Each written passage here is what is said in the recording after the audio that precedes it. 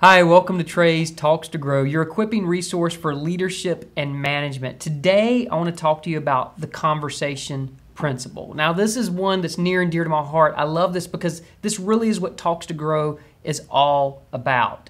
And before I jump into that, let me share this story with you. I was doing training at an event a few months back, and it was at a vineyard. It was really cool. I'd never been to a vineyard before, and I got to kind of hang out and check it all out. And they actually did a tour.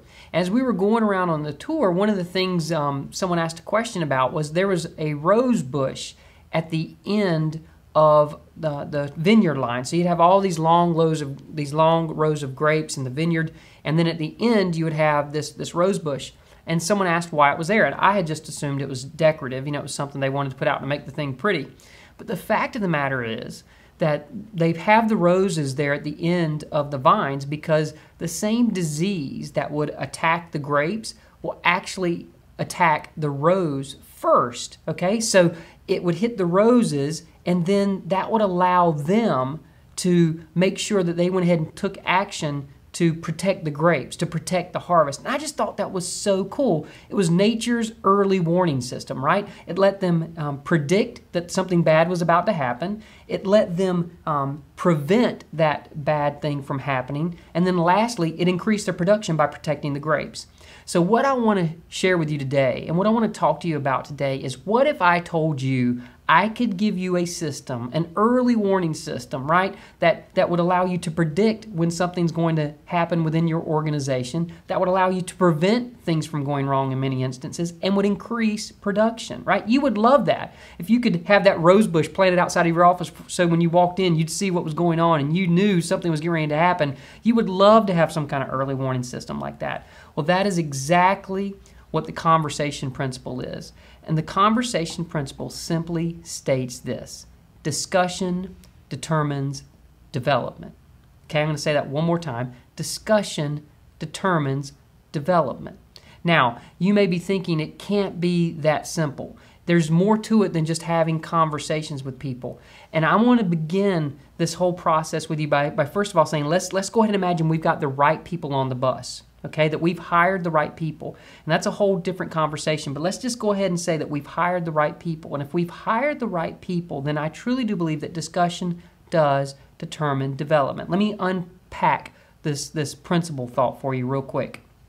First of all, do you remember who Archimedes is? Maybe you're thinking back to like maybe middle school or something like that, and you had one of those tests, and that was one of the answers that you had to pick, you know, what was the Archimedes principle, and perhaps you remember what it is and everything. But I'm going to read this to you. The Archimedes principle stated is this: any body partially or completely submerged in a fluid is buoyed up by a force equal to the weight of the fluid displaced by the body. Now, you all got that, right? You're geniuses and you got it. You remember what the Archimedes principle is. It's that thing where if I were to have a cork here and I had some water and I dropped the cork inside of the water, it would float, right? But if I had a pebble or a stone and I dropped it in that same thing of water, it would sink to the bottom. That is the Archimedes principle. That's how it works. It's basically the principle of flotation. The same principle that floats the cork is the principle that floats a gigantic ship that weighs, you know, tens of thousands of tons out in the ocean. That's the Archimedes principle. Now, here's what's interesting about a principle.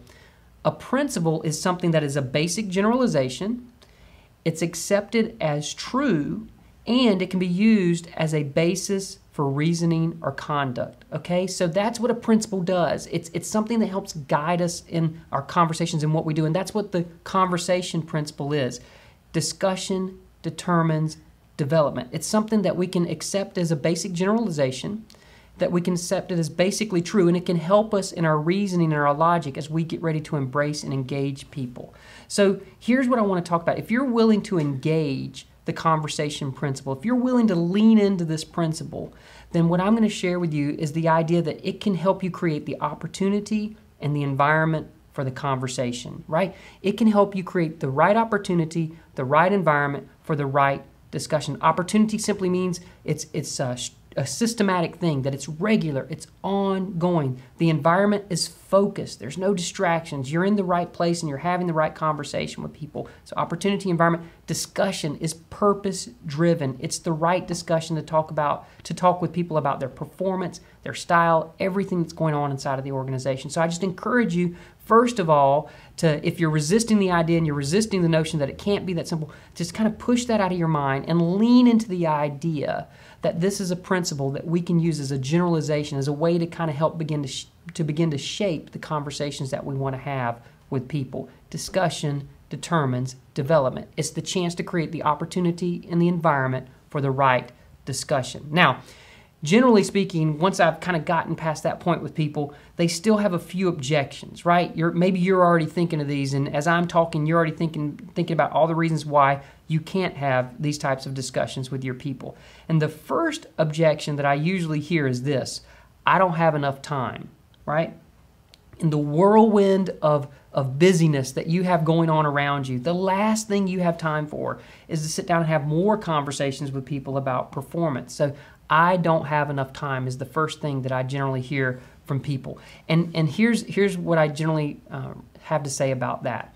There's a great book, and by the way, I suggest you pick this up if you haven't already read this before, and it's called First, Break All the Rules. It's by Marcus Buckingham, who is a Gallup poll guy, and basically they assembled 80,000 different interviews with all these different managers over this huge time frame, and they really looked at what's the difference between these average and mediocre managers and these ones who excel and that really do well, even when things seem to be the same in their environments. How is it that these guys or these ladies really make things happen? So First, Break All the Rules is the book.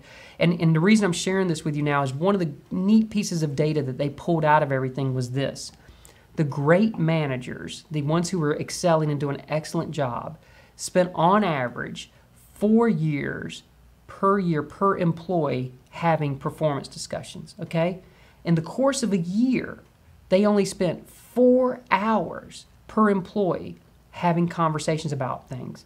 I just thought that was amazing because what you and I naturally think is 4 hours a week, right? Or 4 hours a day. That's how much time it would take me to have those conversations. But the reality is that's 4 hours a year. That's really nothing. That really boils down to like 15 minutes a quarter or something like that. The key is they had regular ongoing conversations, and a lot of the other ones never even talked about style and performance. So as far as not having enough time, we all have enough time. We've all got 4 hours per year per employee to make sure that we're talking about style and performance. And the next part of that is, what do they talk about? Well, I've said it a couple of times already. They talk about style and they talk about performance. Style are those kind of abstract things, the things that maybe sometimes we're a little more hesitant to talk about. Attitude, how they present themselves. All sorts of things can fall into that style category, and they may be a little more abstract, but it gives you a place to talk about it. And the next thing are actually performance items, the things that people are supposed to do on their job. Some of these may be more subjective. Some of these may be more concrete. You may have data to back some of these up. Some of the other ones you don't. That's okay. You focus on the outcomes and make sure you lean into having that conversation. Style and performance are what people talk about. The next thing that I hear from people when they're thinking through this idea is, it's not my concern, right? Especially things that kind of maybe be a little more personal in nature. And I'm not saying that we get into folks' personal business when it comes to work. However, you and I both know that there is a professional cost to personal chaos. Let me say that again. There is a professional cost to personal chaos. I've coached a lot of people, and a lot of times in the organization, the thing that begins washing out, that begins causing the most issues are personal items that they're bringing to work. And we say it all the time, and I've heard managers stand up and give this speech, we leave the personal stuff at the door. I've yet to find the first person that's able to do that. They may think they're doing it, but the reality is there is a cost to that personal chaos in their life professionally. So here's the cost as I see it. The first cost is to the individual.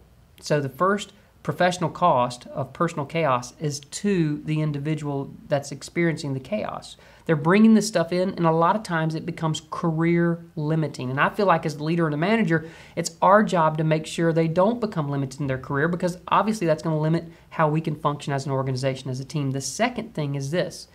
There's a cost to the organization. If someone has this personal chaos going on, chances are there's a cost inside of the organization. Productivity, lost time, whatever it may be, there's a cost with the other people on the team because they're going to be sharing that information with them. Chances are, you know how that goes, I know how that goes. All this sideways energy gets created because of that personal chaos. The last part is this. It's to your leadership. If you don't do something to address it, then your leadership is impacted by that personal chaos. And once again, I'm not trying to get into someone's personal life or their personal business, but you can focus on how it is affecting them at work. You can focus on the productivity. You can focus on the outcomes at work that are being impacted by someone's personal chaos. So it's not my concern. I believe it is our concern. And we have to make sure we're having these conversations with people. The next thing is this. The next resistance sometimes, or idea that people push back with, is this: it won't make a difference, right? I could have these conversations, Trey, but it just simply won't make a difference. People around here are never going to change. Well, I think that's really interesting, and just kind of, once again, the way I flip the script on that is this: you advance what you allow. I was meeting with someone just this last week, and they were talking to me about the different assistant managers, you will, that they have within their organization. And they had one person who was running a division, and the leader was sharing with me, they said that everyone in this particular manager's division was very negative, right? There's all this negative attitude and behavior going on and everything. And I said, so what's the assistant manager like? Oh, well, she's so positive and she's so great and we love her.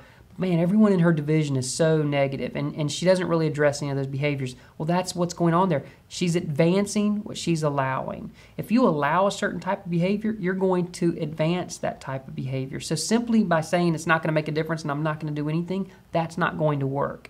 And the next point to that is systems change behaviors. You've got to be willing to have some type of system in place that's going to change the behavior to get you to the outcome that you want to get to. So as far as it won't make a difference, it will make a difference if you simply lean into the idea of discussion determines development and have the right conversation with people about their performance and their style. So what are some coaching questions kind of to leave you with for you to think about? Because I don't necessarily have all the answers for you when it comes to this particular thing, but I do think you can ask yourself certain questions that might help you get to the answer that you need to for your organization, for your place of work. So here's a few coaching conversations. The first thing is, are you avoiding a conversation, right?